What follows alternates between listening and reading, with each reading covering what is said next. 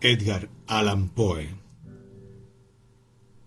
Tú eres el hombre. Yo en el papel de Edipo en el enigma de Rattleborough explicaré a ustedes, como solamente yo puedo hacerlo, el secreto mecanismo que produjo el milagro de Rattleborough. El único, el verdadero, el admitido, el indiscutible milagro que acabó definitivamente con la infidelidad de los rattelburgenses y devolvió a la ortodoxia de los abuelos a todos los pecadores que se habían atrevido a mostrarse escépticos. Este suceso, que lamentaría mucho exponer en un tono de inadecuada ligereza, tuvo lugar durante el verano de 1800. Mr. Barnabas Shuttleworthy, uno de los vecinos más ricos y respetables del pueblo, había desaparecido días atrás bajo circunstancias que llevaban a sospechar las más funestas consecuencias. Había salido de Rattleborough un sábado muy temprano, a caballo, con la manifiesta intención de trasladarse a la ciudad de N, a unas 15 millas, y volver aquella misma noche. Empero, 2 horas después su caballo volvió sin él, y sin los sacos que al partir llevaba en la montura. El animal estaba herido y cubierto de barro. Aquellas circunstancias, como es natural, alarmaron mucho a los amigos del desaparecido, y cuando el domingo por la mañana se supo que no había vuelto, el pueblo se levantó en masa para ir a buscar su cadáver. El primero y más enérgico organizador de esta búsqueda era un amigo íntimo de Mr. Shuttleworthy, llamado Mr. Charles Goodfellow, o como todo el mundo le decía, Charlie Goodfellow, o el viejo Charlie Goodfellow. Ahora bien, si se trata de una maravillosa coincidencia, o si el nombre tiene un efecto imperceptible sobre el carácter, es cosa que no he podido verificar jamás. Pero existe el hecho incuestionable de que jamás ha existido un hombre llamado Charles que no fuera un individuo recto, varonil, honesto, bondadoso y franco, dueño de una voz profunda y clara, agradable de escuchar, y unos ojos que miran a la cara como diciendo: tengo la conciencia tranquila, no temo a nadie, y jamás sería capaz de una acción mezquina. Y así ocurre que todos los generosos, negligentes actores de carácter se llaman, con toda seguridad, Charles. Pues bien, aunque solo llevaba unos 6 meses en Rattleborough y nadie tenía noticias sobre él antes de que llegara para instalarse entre nosotros, el viejo Charlie Goodfellow no había hallado la menor dificultad para hacerse amigo de toda la gente respetable del pueblo. Ni un solo vecino hubiera dudado un momento de su palabra, y en cuanto a las damas, hacían cuanto estaba en su poder para congraciarse con él. Y esto provenía del hecho de llamarse Charles, y de ser, por tanto, dueño de uno de esos rostros sinceros que proverbialmente constituyen la mejor carta de recomendación. He dicho ya que Mr. Shuttleworthy era uno de los hombres más respetables y sin duda el más rico de Rattleborough, y que el viejo Charlie Goodfellow había intimidado con él al punto de que parecía su hermano. Ambos caballeros eran vecinos, y aunque Mr. Shuttleworthy visitaba rara vez, si es que lo hizo alguna, al viejo Charlie, y jamás se supo que comiera en su casa, ello no impedía que ambos amigos estuvieran muchísimo juntos, como ya lo he dicho. En efecto, el viejo Charlie no dejaba pasar un día sin entrar 3 o 4 veces a ver cómo estaba su vecino, y muchas veces se quedaba a tomar el desayuno o el té, y casi siempre a cenar. En estas últimas ocasiones hubiera sido difícil saber cuánta cantidad de vino se tomaban los 2 camaradas de una sola vez. La bebida favorita del viejo Charlie era el Chateau Margaux, y a Mr. Shuttleworthy parecía agradarle ver cómo su amigo se tomaba botella tras botella. Tantos así que un día, cuando el vino había despertado el ingenio de ambos, aquel dijo a su compañero, dándole una palmada a la espalda: «Te diré una cosa, viejo Charlie, y es que eres el mejor compañero que haya encontrado desde que nací. Y puesto que te gusta tanto beber de ese vino, que me cuelguen si no voy a regalarte un gran cajón de Chateau Margaux. ¡Que me cuelguen!», repitió Mr. Shuttleworthy, que tenía la mala costumbre de decir juramentos, aunque no pasaba de algunos bastante inofensivos. «Si esta misma tarde no mando pedir a la ciudad un doble cajón del mejor vino que tengan, y te lo regalo, vaya si lo haré. No digas ni una palabra. Te repito que lo haré y se acabó. De modo que ponte al acecho. Ya te llegará uno de estos días, justamente cuando menos lo esperes». Menciono este ejemplo de generosidad por parte de Mr. Shuttleworthy a fin de mostrar a ustedes lo muy íntimos que eran aquellos dos amigos. Pues bien, el domingo de mañana, cuando no quedó duda alguna de que Mr. Shuttleworthy le había sucedido algo grave, jamás vi a nadie tan preocupado como el viejo Charlie Goodfellow, cuando oyó por primera vez que el caballo había vuelto a casa sin su amo, sin los sacos de la montura y cubierto de sangre de resultas de un pistoletazo que había atravesado el pecho del pobre animal, sin llegar a matarlo. Cuando oyó todo eso, se puso tan pálido como si el desaparecido hubiese sido su padre o su hermano, mientras temblaba convulsivamente como si lo hubiese atacado una fiebre palúdica.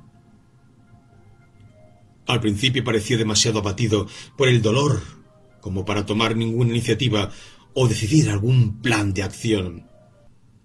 Durante largo rato se esforzó para disuadir a los restantes amigos de Mr. Shuttleworthy de que tomaran medidas, pensando que era preferible esperar una semana o dos, y aun un mes o dos, hasta ver si no se producía alguna novedad o si el mismo desaparecido no se presentaba explicando sus razones por haber abandonado en esa forma su caballo. Pienso que ustedes habrán observado frecuentemente esta tendencia a contemporizar o a diferir en gentes que se hallan bajo la acción de un dolor muy intenso. Sus facultades mentales parecen entorpecidas y experimentan una especie de horror hacia toda acción. Nada les parece preferible a quedarse inmóviles en su cama y acunar su propia pena, como les gusta decir a las señoras de edad. En otras palabras, rumiar sus dificultades. Las gentes de Rattleborough tenían en tan alta estima la sensatez y la discreción del viejo Charlie, que la mayor parte se manifestó dispuesta a seguir sus consejos y no efectuar investigaciones hasta que hubiera alguna novedad, según lo expresaba el honesto caballero. Y estoy convencido de que esta decisión hubiera sido unánime, de no mediar la muy sospechosa interferencia del sobrino de Mr. Shuttleworthy, joven de hábitos sumamente disipados y de pésima reputación. Este sobrino, llamado Pennyfeather, no quiso atender razones ni quedarse tranquilo, sino que insistió en salir inmediatamente en busca del cadáver del asesinado.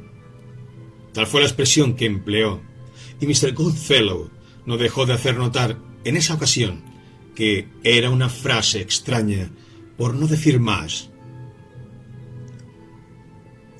Semejante observación en boca del viejo Charlie provocó gran efecto en la multitud, y oyóse a uno del grupo preguntar de manera muy vehemente cómo era posible que el joven Pennyfeather estuviera tan bien enterado de las circunstancias relativas a la desaparición de su acaudalado tío, como para sentirse autorizado a afirmar clara e inequívocamente que su tío había sido asesinado.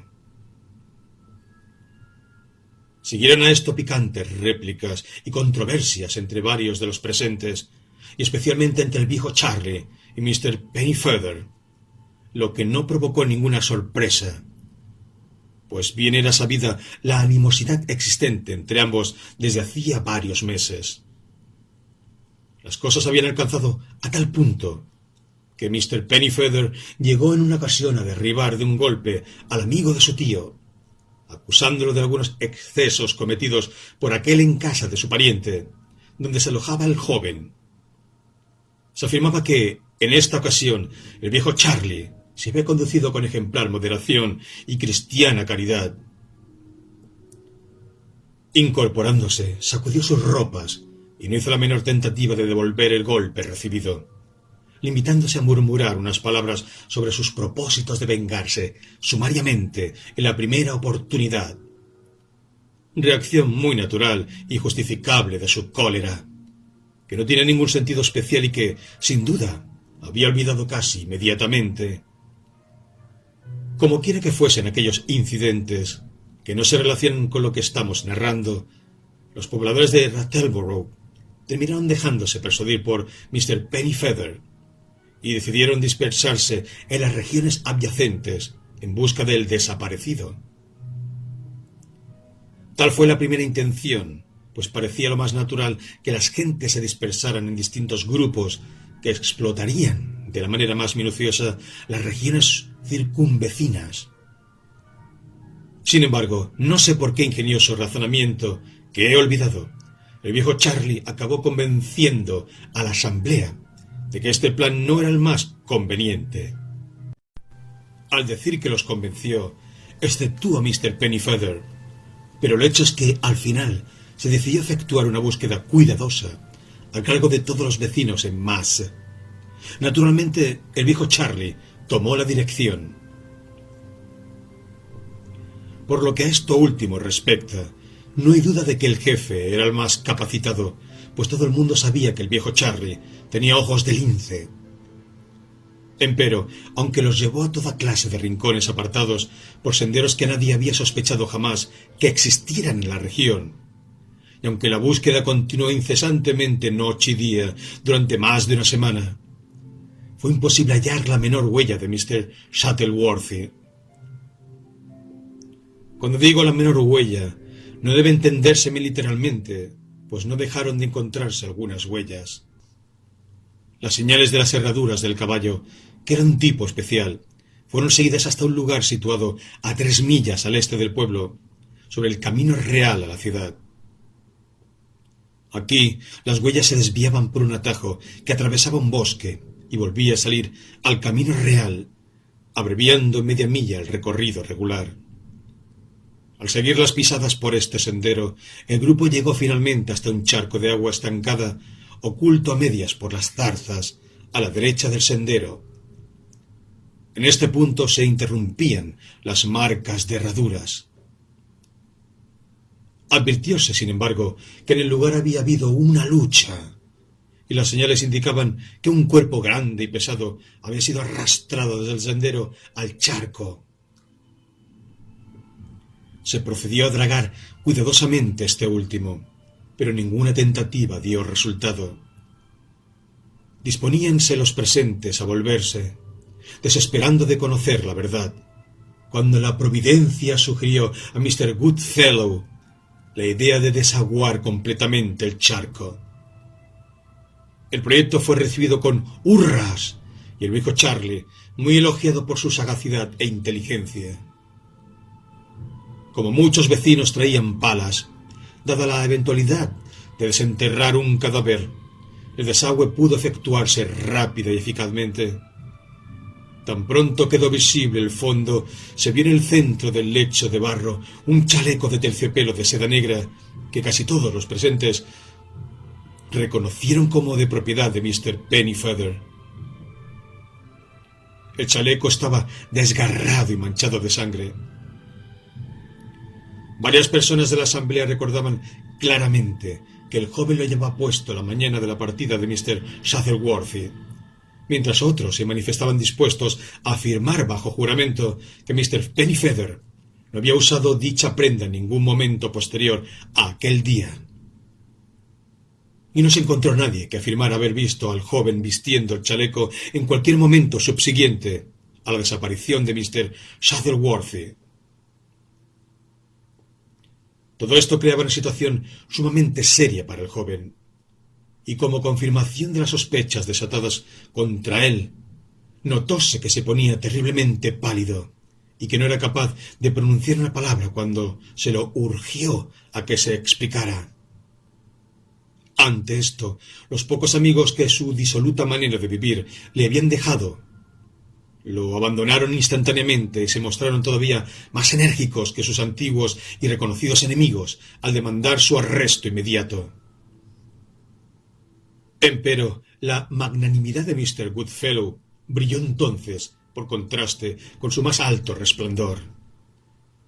Hizo una cálida y elogiosa defensa de Mr. Pennyfeather, durante la cual aludió más de una vez a su propio y sincero perdón por el insulto que aquel disipado joven, heredero del excelente Mr. Shuttleworthy, le había inferido en un arrebato de pasión. Lo perdonaba, agregó, desde lo más profundo de su corazón.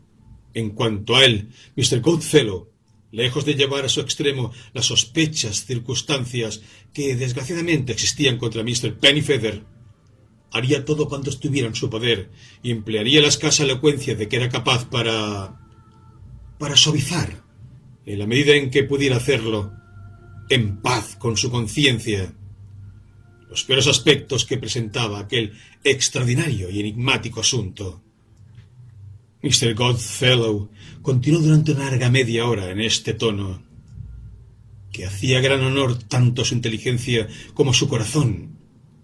Pero las gentes de corazón generoso pocas veces son capaces de observaciones sensatas. Incurren en toda clase de errores, contretemps y despropósitos en el entusiasmo de su celo por servir a un amigo. Y así, con las mejores intenciones de este mundo, le hacen muchísimo daño en lugar de favorecerlo. Así ocurrió en el presente caso con la elocuencia del viejo Charlie, pues, aunque se esforzaba por ayudar al sospechoso, sucedió, no sé bien cómo, que cada sílaba que pronunciaba, con la deliberada o inconsciente intención de no exagerar la buena opinión del público sobre el orador, tuvo el efecto de acentuar las sospechas ya latentes sobre la persona cuya causa defendía y exasperar contra él la furia de la multitud. Uno de los errores más inexplicables cometidos por el orador fue su alusión al sospechoso como el heredero del excelente Mr. Shuttleworthy. Ninguno de los presentes había pensado antes en eso. Recordaban solamente ciertas amenazas proferidas un año atrás por el tío, en el sentido de desheredar a su sobrino, que era su único pariente, y daban por seguro que éste había sido, en efecto, desheredado. Tan simples eran los vecinos de Rattleborough. Pero las observaciones del viejo Charlie los hicieron pensar en el asunto y advirtieron la posibilidad de que aquellas amenazas no hubieran pasado de tales. Sin transición, pues, surgió la pregunta natural de «cui bono?», que sirvió aún más que el chaleco para atribuir tan horrible crimen al joven Pennyfeather. Aquí, a fin de no ser mal entendido, permítaseme una digresión para hacer notar que esta brevísima sencilla frase latina es invariablemente mal traducida y mal concebida. En todas las novelas de misterio y en otras, por ejemplo, las de Miss Gore, autora de Cecil, dama que cita en todas las lenguas, desde el caldeo al Chickasaw, ayudada sistemáticamente por su erudición por Mr. Beckford. En todas esas novelas, repito, desde las de Bulwer, Lytton y Dickens hasta las de Turner Penny y Ainsworth, las dos palabritas latinas cui bono son traducidas ¿con qué fin? O como si fuera quo bono, ¿con qué ventaja? Empero su verdadero sentido es ¿para beneficio de quién?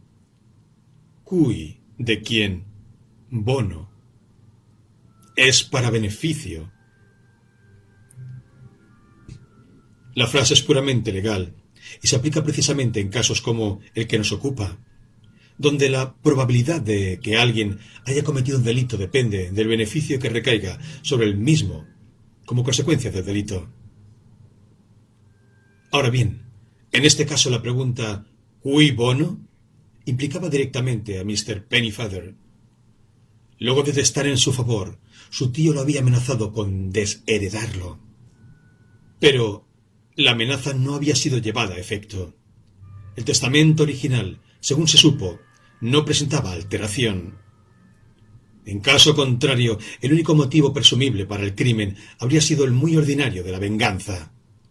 Pero aún éste podía rebatirse por la esperanza de todo desheredado de volver a ganar la confianza de su pariente.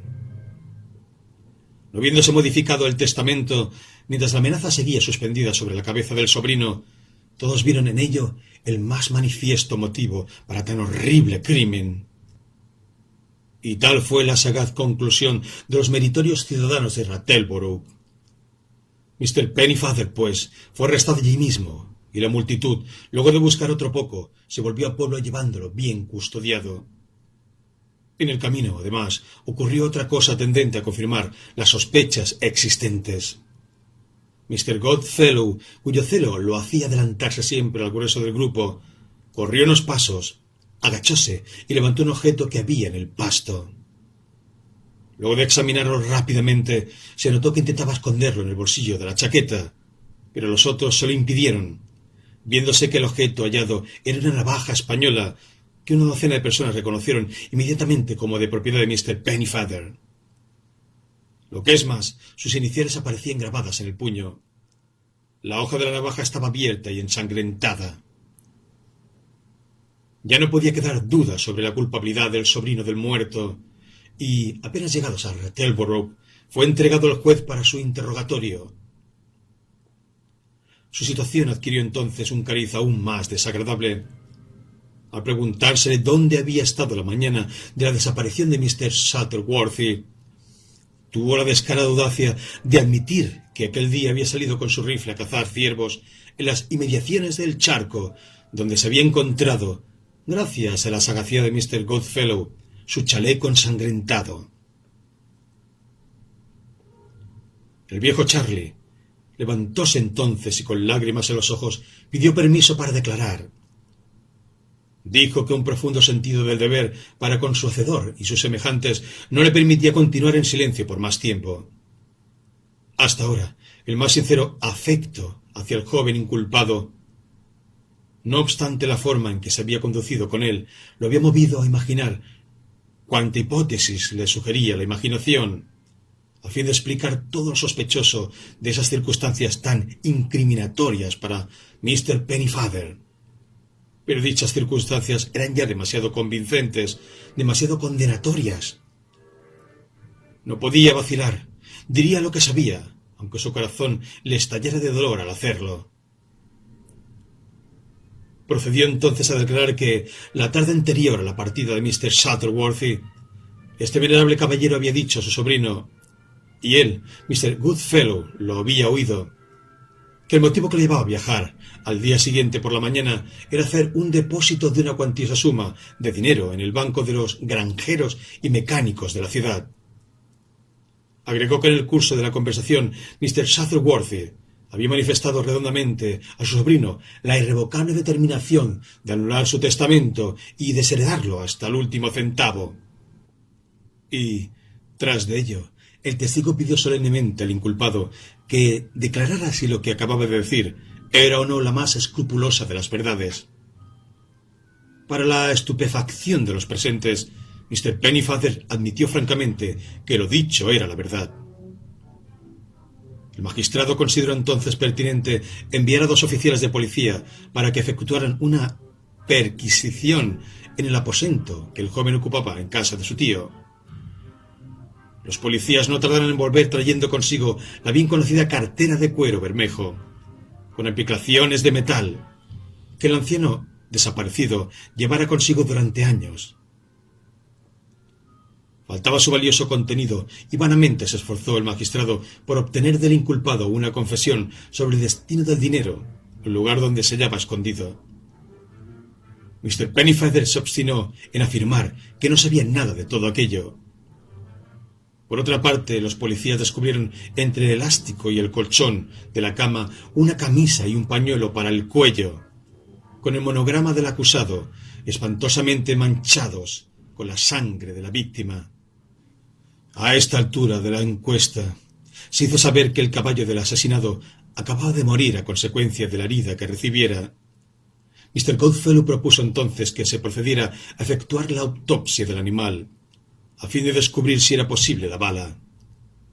Así se hizo, y como para que la culpabilidad del acusado quedara demostrada de manera definitiva, Mr. Goodfellow, luego de larga búsqueda dentro del pecho del caballo, terminó por localizar y extraer una bala de gran tamaño que, hechas las pruebas correspondientes, resultó corresponder exactamente al calibre del rifle de Mr. Pennyfather, que era mayor que el de cualquier otro vecino del pueblo o sus inmediaciones.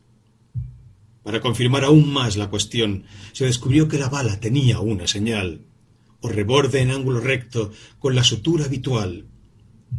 No tardó en verificarse que dicha señal coincidía con la existente en los moldes para fundir balas que, según confesión del acusado, le pertenecían. Apenas probado esto, el magistrado, a cargo de la encuesta, rehusó escuchar nuevos testimonios y ordenó de inmediato que el prisionero fuera juzgado por asesinato, negándose resueltamente a dejarlo en libertad bajo fianza, a pesar de que Mr. Goodfellow protestó calurosamente contra esta severidad y ofreció salir como fiador por cualquiera suma que se pidiera. Esta generosidad por parte del viejo Charlie hallábase muy de acuerdo con su amable y caballeresca conducta a lo largo de toda su permanencia en Rattleborough. En este caso, el excelente caballero se dejaba llevar de tal manera por la excesiva fogosidad de su simpatía, que al ofrecerse como fiador de su joven amigo parecía olvidar que no poseía un centavo en el mundo entero. Los resultados de la decisión pueden imaginarse fácilmente. Acompañado por el odio y la execración de todo Rattleborough, Mr. Pennyfather fue juzgado en el Tribunal de Causas Criminales.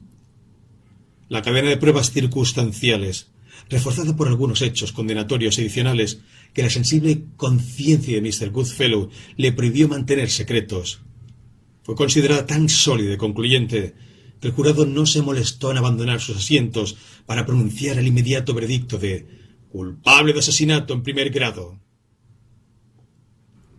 Momentos después, el miserable era condenado a muerte y conducido nuevamente a la cárcel del condado para esperar la inexorable venganza de la ley. En el ínterin, la noble conducta del viejo Charlie Goodfellow había duplicado la estima que le profesaban los honestos ciudadanos del pueblo. Su popularidad era 10 veces mayor que antes, y como consecuencia natural de la hospitalidad que recibía en todas partes, se vio forzado a modificar un tanto los hábitos parsimoniosos que su pobreza le impusiera hasta entonces. Empezó con frecuencia a ofrecer pequeñas reuniones en su casa, donde la alegría y el buen humor reinaban supremos. Enfriados momentáneamente, claro está, por el recuerdo ocasional del prematuro y melancólico destino que aguardaba al sobrino del íntimo amigo de tan generoso huésped. Un bello día, este magnífico caballero tuvo la agradable sorpresa de recibir la siguiente carta. Mr. Charles Goodfellow, Esc, Rattleborough. Estimado señor, de conformidad con un pedido transmitido a nuestra firma hace 2 meses por nuestro estimado cliente Mr. Barnabas Shuttleworthy, tenemos el honor de remitirle a su domicilio un doble cajón de Chateau Margaux, marca Antílope, sello violeta, cajón numerado y marcado como se indica al pie. Saludamos a usted muy atentamente. Hawks, Frogs, Box and Company. Ciudad de 21 de junio de 1800. Postdata. El cajón le llegará al día siguiente del recibo de esta carta. Agregamos nuestros saludos a Mr. Shuttleworthy. H.F.B. and Company. Charles Mar A. número 1. 6 Dock Bot. Media gruesa. A decir verdad, desde la muerte de Mr. Shuttleworthy, Mr. Goodfellow había perdido toda esperanza de recibir alguna vez el prometido Chateau Margaux, por lo cual le pareció que recibirlo ahora representaba una especial merced de la providencia. Como es natural, se llenó de regocijo y en la exuberancia de su alegría invitó a un numeroso grupo de amigos a un petit souper para la noche siguiente, dispuesto a hacerles probar parte del regalo del buen Mr. Satterworthy. Por cierto que no dijo nada acerca del buen Satterworthy cuando expidió las invitaciones. Después de pensarlo mucho, decidió proceder así. Que yo sepa, a nadie mencionó que hubiera recibido un regalo de Chateau Margaux. Limitóse a invitar a sus amigos a que compartieran con él un vino de excelente calidad y fino aroma que había encargado 2 meses atrás y que recibiría al día siguiente. Muchas veces me he sentido perplejo pensando por qué el viejo Charlie decidió no decir a nadie que aquel vino era un obsequio de su viejo amigo, pero me fue imposible comprender sus razones para callar, aunque sin duda debía tenerlas y excelentes. Llegó el día siguiente, y con él una numerosa y distinguida asistencia se hizo presente en casa de Mr. Goodfellow. Puede decirse que la mitad del pueblo estaba allí, y yo entre ellos, pero para gran irritación del huésped, el Chateau Margaux no apareció hasta última hora, cuando la suntuosa cena ofrecida por el viejo Charlie había sido ampliamente saboreada por los huéspedes. Llegó, empero, y por cierto que era un cajón enormemente grande. Entonces, como la asamblea se hallaba de muy buen humor, decidióse por unanimidad que se colocaría sobre la mesa y que se extraería inmediatamente su contenido. Dicho y hecho.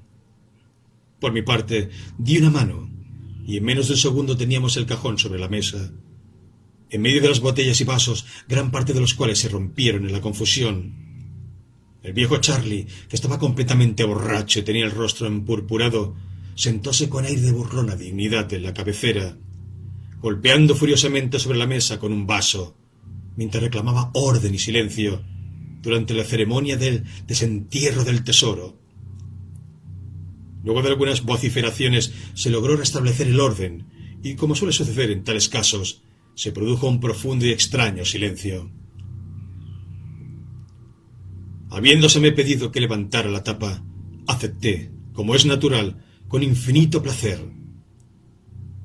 Inserté un formón, pero apenas hube dado unos martillazos, la tapa del cajón se alzó bruscamente, y en el mismo instante surgió del interior, enfrentando al huésped, el magullado, sangriento y putrefacto cadáver de Mr. Satterworthy. Por un instante contempló fija y dolorosamente, con sus ojos sin brillo y ya sin forma, el rostro de Mr. Goodfellow. Entonces, lenta pero claramente, se oyó que decía estas palabras: «Tú eres el hombre».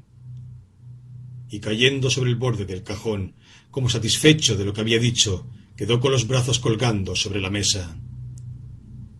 La escena que siguió excede toda descripción. La carrera hacia las puertas y ventanas fue espantosa, y muchos de los hombres más robustos se desmayaron allí mismo de puro horror. Pero, después del primer clamoroso arrebato de miedo, todos los ojos se clavaron en Mr. Goodfellow.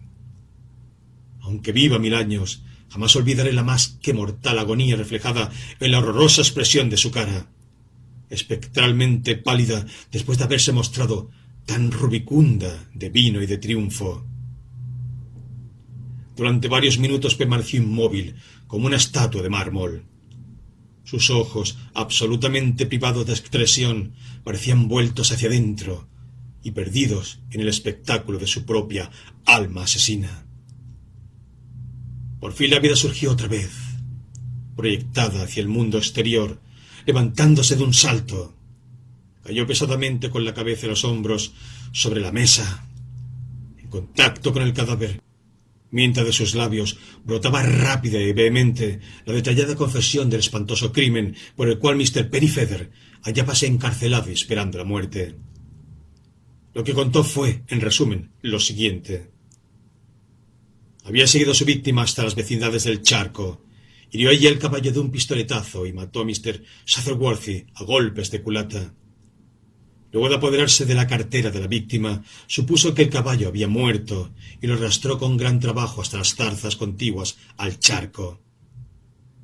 Cargó el cadáver de su víctima sobre su propio caballo y lo llevó a un lugar donde hacerlo desaparecer, situado a mucha distancia a través de los bosques. El chaleco, la navaja, la cartera y la bala habían sido colocados por él mismo donde fueron hallados, a fin de vengarse de Mr. Pennyfeather. También se las arregló para dejar en su cuarto el pañuelo y la camisa manchados de sangre. Hacia el final del espeluznante relato, las palabras del miserable asesino se hicieron sordas y entrecortadas. Cuando hubo terminado, se enderezó, alejándose tambaleante de la mesa hasta caer muerto. Aunque eficientes, los medios mediante los cuales pudo lograrse esta oportuna confusión fueron bien sencillos. La exagerada franqueza y bonomía de Mr. Goodfellow me había disgustado desde el principio, despertando mis sospechas.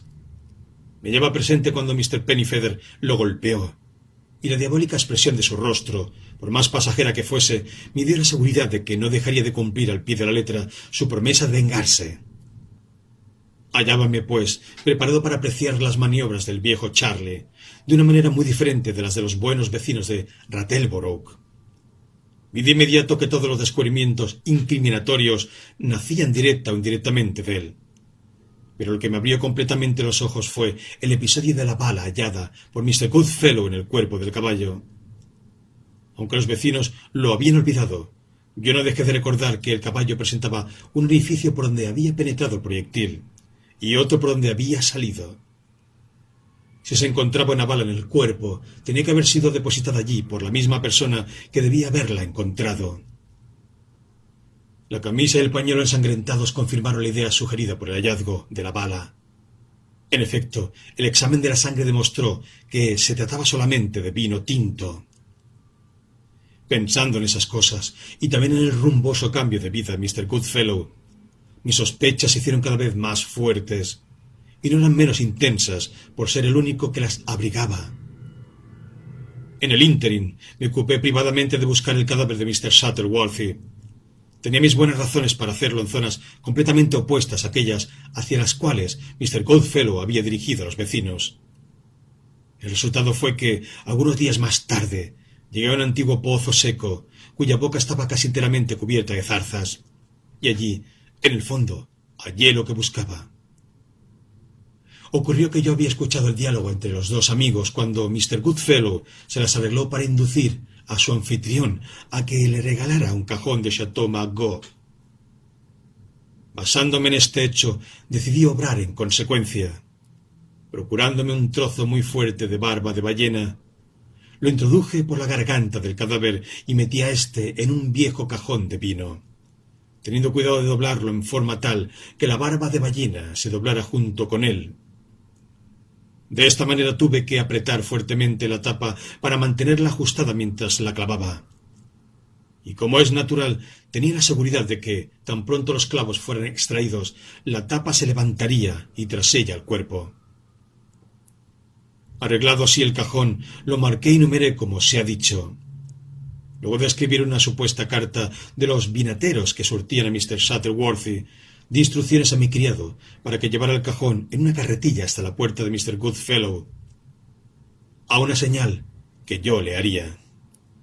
En cuanto a las palabras que pensaba hacer pronunciar al cadáver, confiaba suficientemente en mis habilidades de ventrílocuo, y por lo que respecta a su efecto, confiaba en la conciencia del miserable asesino. Creo que no me queda nada por explicar. Mr. Pennyfeather fue puesto inmediatamente en libertad. Heredó la fortuna de su tío y, aprovechando la lección de la experiencia, inició, desde aquel día, una nueva y dichosa vida.